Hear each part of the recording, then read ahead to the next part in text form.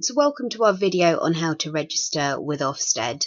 The first thing to do if you're registering as a nanny with Ofsted is complete the DBS check, and you can do this through Capita, or you can use another organisation, but you'll need to do the update service, and we've got lots of information on the Babyem website on how to do this. But the first thing I'm going to do is take us to the Ofsted website. And just to find some more information about registering as a home-based childcarer, so as a nanny, I'm going to tap in home-based childcarer in the search bar, and that will bring up a fact sheet for me. So this fact sheet sets out the requirements for those on the compulsory part of the childcare register, such as childminders, and also those on the voluntary part of the childcare register, known as home childcarers, who are essentially nannies, so they're working in other people's homes. So looking through this fact sheet, it's really clear. On the right hand side, it outlines what's applicable to both parts, so both nannies and childminders in this case, or just those on the compulsory part of the childcare register, or those on the voluntary part of the childcare register. So it's important that we're clear about that. Some of the key things I wanted to bring to your attention was CR1.2. So it's important that candidates have a first aid qualification. And currently that needs to be recognised by your local authority, and also the childcare course that you'll need to have. So if you look at CR4.2,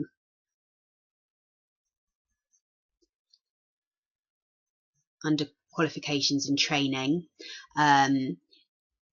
it sets out that candidates need to have a qualification and a minimum of level 2 in the area of work relevant to childcare, or training in the common core skills.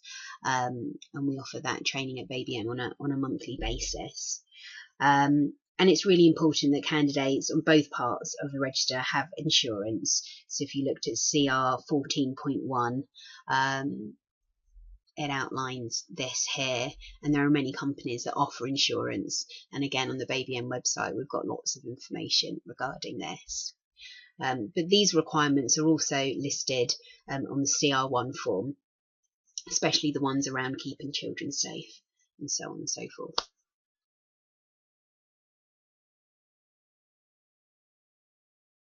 After I've completed my DBS check, the next thing I'd like to do is set up a government gateway account, and I've simply tapped into Google government gateway account for Ofsted, and that's brought up this option here, which I click on, and it will take me to this page, and this is where I need to register. So I've already done that, and so what I'm going to do is tap in my user ID and my password. Okay, so I'm doing an online application,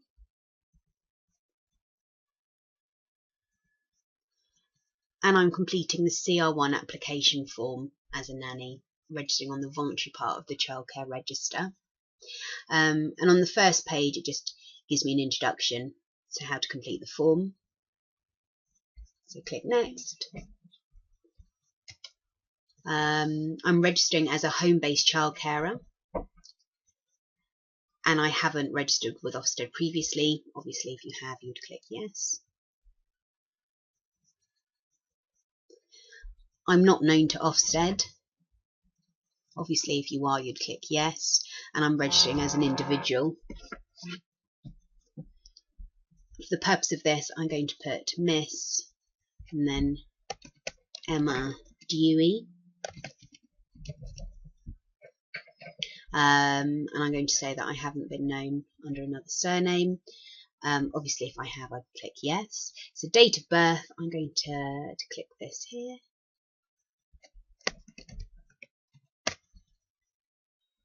And I'm going to say I would like to communicate with Ofsted electronically, so by email, and I'd add my email address here.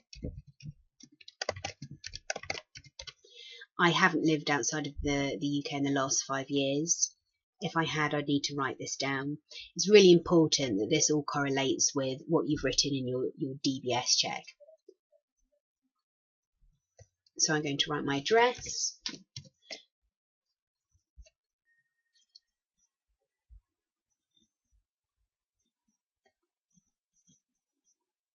And this is the Babyem address, but you need to write your home address and how long I've lived in that address. So that if this is my home address, I'd be writing down details here.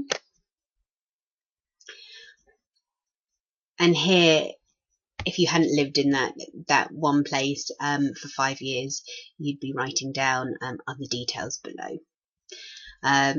Is your address the same as the child? As a home-based child carer, you're going to be clicking no. And I'll write down my telephone number.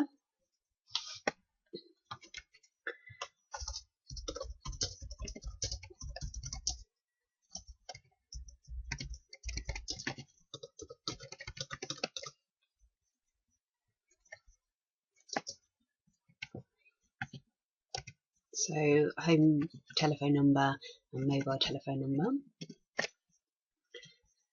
Right, click next. So setting address. So as a nanny, this is going to be the parent's address.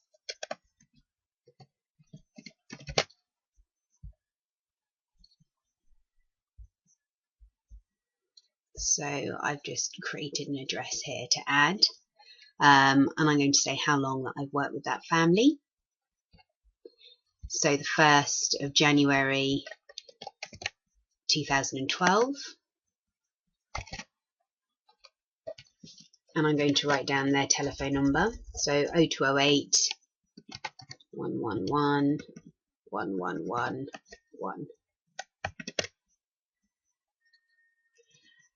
Any other setting address, I'm going to click no. If I was doing a nanny share, I'd click yes, and then I'd add the details of the other family that I was working with. But for this, I'm going to put no. The care is provided by an individual, because I'm working as a nanny, and the provision will operate for more than 2 hours per day. And here I'm going to click that I work during the week all day, but you'd write down what's relevant to you. And I'm going to click that I do this all year round. Again, you write down what's relevant for you. And here we list the ages of the children we're working with. So I'm going to say I work with 2 children under the age of 3.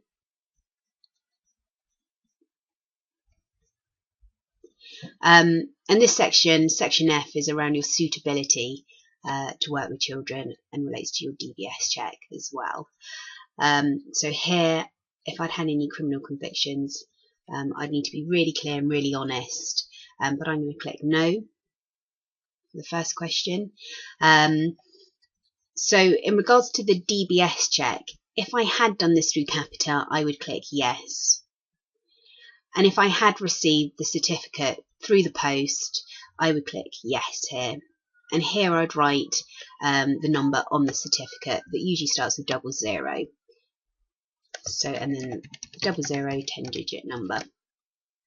But I'm going to go back and say that I haven't done this through Capita. And in that case, it will ask you, do you have a current DBS disclosure notice completed via Ofsted? Then I put no. Are you signed up to the DBS update service? I'm going to click yes. It's really important if you're doing a DBS check through another company that you sign up to the DBS update service within 14 days. And again, we've got lots of information regarding this on the Babyem website. And once the certificate has come through the post, you can add your disclosure number here. Again, it begins with 00, followed by a 10-digit number. Okay. I'm going to say that I've never received a final warning or any kind of conviction. Even if you have a driving offence, Ofsted do require you to add the details here. Have you ever been involved with children's services in respect to your own children? I'm going to click no. And I don't have any other criminal convictions. Click no. Okay. And here I'm going to click that I'm going to follow the following requirements by Ofsted. and I'm going to say I've got an appropriate first aid qualification, and again this needs to be recognised by your local authority. I do not use corporal punishment, I do not smoke or take drugs, I supervise children, I'm aware of child protection policies, got effective systems in place to care for children and therefore well-being, and I advise parents, guardians, carers and any health and safety risks. And all of these things should have been covered within the courses that you've taken. So clicking onto the next section, again I'm going to click on all of these, and it's important that you read these carefully.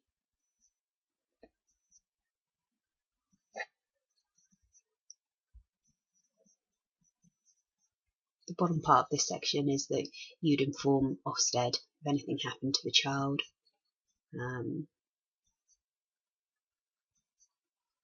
Okay.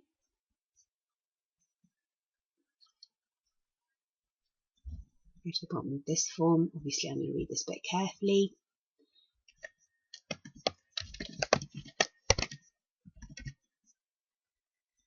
Okay, and then I'm going to submit to Ofsted, and I click submit. Okay. Once the application form has been submitted, assuming Ofsted do not require any further details regarding your DBS check and the social service checks are clear, Ofsted will send you your EY number, your early years number, and then you'll be requested to pay the invoice of £103. You'll also be requested to send in a copy of your first aid certificate, so Ofsted like you to email that in. And for those of you who are completing the DBS through another company other than Capita, you'll need to send in your original certificate to Ofsted, giving them permission to access your records. And again, it's really important to do the update service, and that enables all agencies, including Ofsted and parents, to access your records. And that's how to complete the CR1 Ofsted application.